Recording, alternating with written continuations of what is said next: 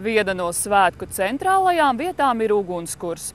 Latviešu senči tam pievērsa īpašu uzmanību un ticēja, ka saulgriežos tajā jāsadedzina pērnā gada likstas, nelaimes un jāizlūdzas izdošanos it visās lietās.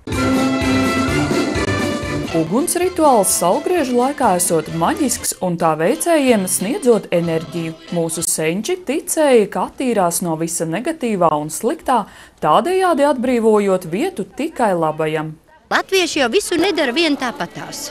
Viss tiek darīts ar savu domu, un arī saulgrieži tiek svinēti 21. jūnijā, kad tomēr ir visīsākā nakts un visgarākā diena, un tad esot debesīm vārti vaļā.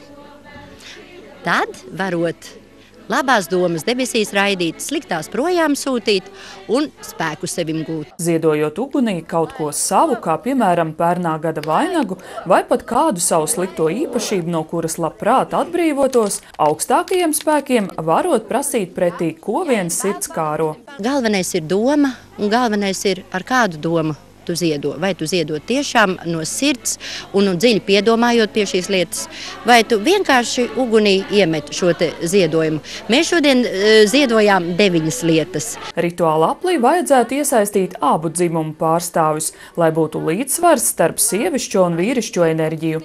Ideālā gadījumā tie esot Jānis un Līga. Ko jūs vispār domājat, ka cilvēki pamazām it kā atgriežas pie tām senču tradīcijām?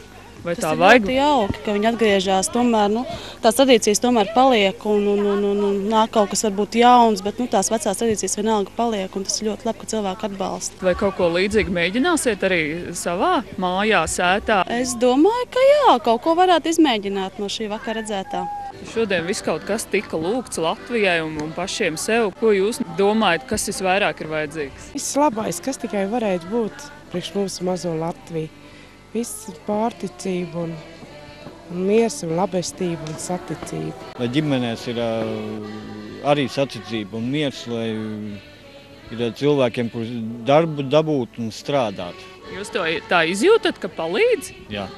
Kā jums šķiet, šodien būsim izlūguši arī to sauli līgo vakarā, nevis kā tradicionāla lieta? To jau visi ceru. Uguns tiek iedegta saulē rietot, un tā jāuztur dzīva līdz pat saulēktam, pašiem dalībniekiem dziedot līgo dziesmas. Dace Mieriņa, Jurģis Rudaks, Talsu televīzija.